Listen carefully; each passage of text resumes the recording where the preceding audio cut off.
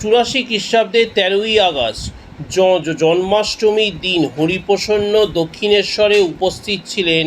সেদিন গিরিশবাবু সদলবলে আসিয়া সন্ধ্যার পর স্বরচিত কেশব করুণা দিনে ইত্যাদি সঙ্গীতটি গাহিয়াছিলেন।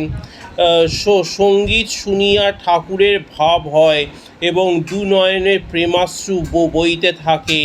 তিনি ভাবাবস্থায় গিরিশবাবুকে আলিঙ্গন করেন ও তাহার ক্রোড়ে উপবেশন করেন।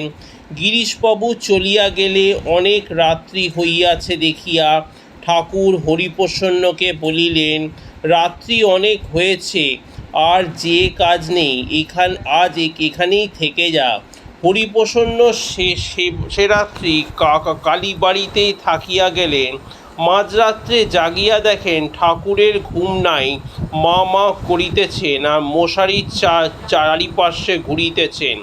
হরিপ্রসন্ন ভাবিতে লাগিলেন, ইনি কি পাগল হলেন নাকি? ঘুম নাই, বিশ্রাম নাই, কেবল মা করেন। লোকে যে বলে পাগলা বামুন, এ তো দেখছি সত্যি। পরদিন বাড়ি যাইতেই তাহার এক দিদি জিজ্ঞাসা করিলেন, কাল রাত্রে কোথায় ছিলি? কালীবাড়িতে ছিলেন শুনিয়া বলিলেন, ওই পাগলা বামুনটার কাছে বুঝি? ওরে, ও তার কাছে যাসনি, সে লোকটা পাগল। আমি প্রায়ই ওই ঘাটে গঙ্গা স্নান করতে যাই, তার সব দেখেছি, সব জানি। হরিপ্রসন্ন সব শুনিয়া হাসিলেন। হরিপ্রসন্ন প্রথম যেদিন ঠাকুরের মুখে শুনিয়েছিলেন যে রাম যে কৃষ্ণ সেই এ শরীরে রামকৃষ্ণ, সেদিন তাহার তেমন বিশ্বাস হয়নি। মনে বরং এইরূপ চিন্তা উদিত হইয়াছিল, তা একটু আবোল তাবোল বললেই বা, লোকটি তো ভালো, সরল। পরে একদিন স্বকক্ষে দণ্ডায়মান ঠাকুর গম্ভীরভাবে রাসলীলা ও গোপীদের শ্রীকৃষ্ণ প্রেমের ব্যাখ্যা ছলে যখন বলিলেন, যে বৃন্দাবনে রাসলীলা করেছিল সেই এই শরীরটাতে আছে। সেদিন ঠাকুরের মুখচক্ষুর ভাব ও কথার ভঙ্গিতে এমন একটা সংক্রামণাত্মক দৃঢ়প্রত্যয়ের ছাপ ছিল যে হরিপ্রসন্ন উহা স্বচক্ষে দর্শন করিয়া আর অবিশ্বাস করিতে পারিলেন না। আর একদিন শ্রীরামকৃষ্ণের পদসেবা করিতে আদিষ্ট হইয়া হরিপ্রসন্ন এইরূপ সবলে টিপিতে লাগিলেন যে ব্যথিত সুরে ঠাকুর বলিয়া উঠিলেন, ওরে আস্তে আস্তে। সম্ভবত ওই দিনেই কোন্নগর হইতে আগত এক ভদ্রলোক প্রসঙ্গান্তে চলিয়া গেলেন। ঠাকুর বলিলেন, আমি সকলের অন্তর কাঁচের আলমারির মধ্যে জিনিসপত্র রাখলে যেমন দেখা যায় ঠিক তেমন দেখতে পাই।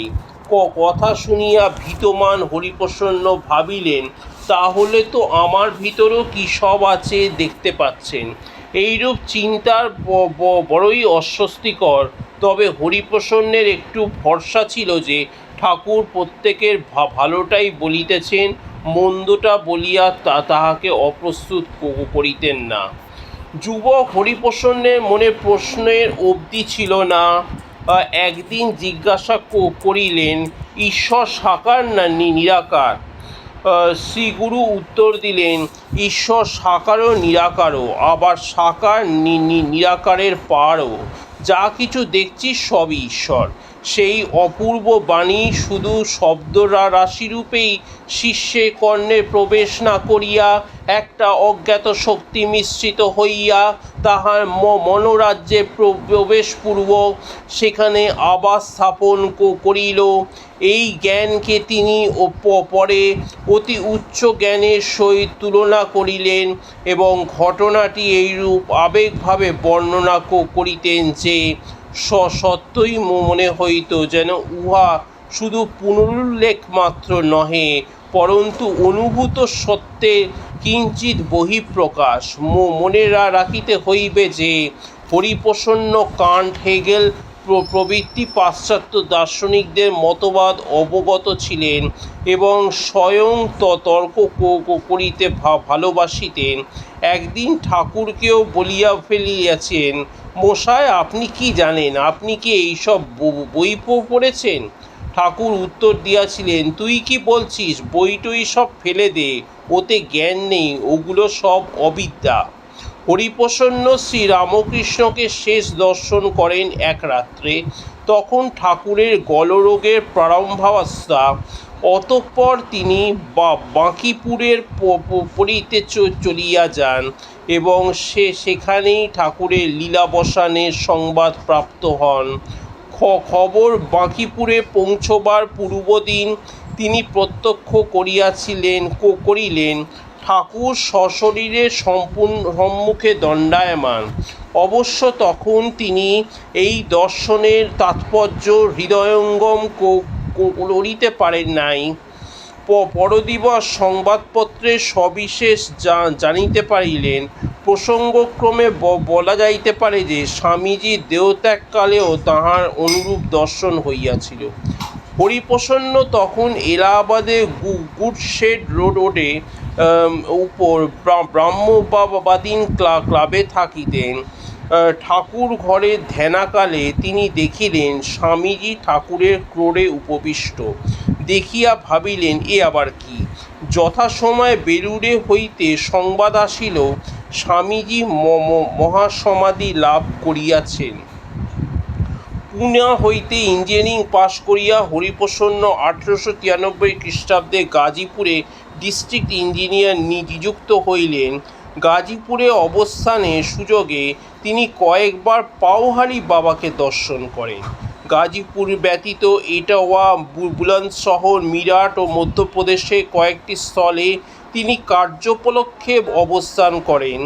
যখন যেখানেই থাকুন না কেন তিনি গুরুভ্রাতাদের সহিত ঘনিষ্ঠ সম্বন্ধ রাখিতেন।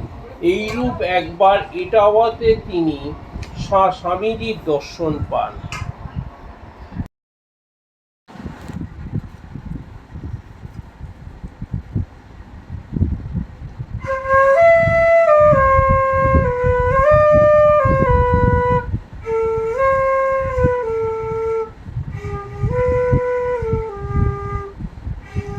কবি শঙ্কর ঘোষের কবিতা যমুনাবতী।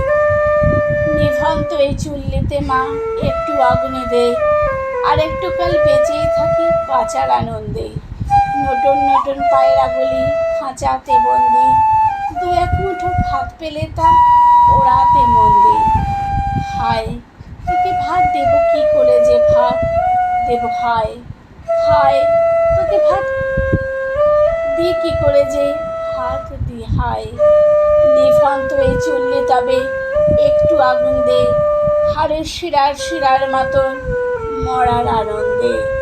দুই পারে দুই রুই কাতলার মারো নিফন্দি, বাঁচার আশায় হাত হাতে আর মৃত্যুতে মন দে।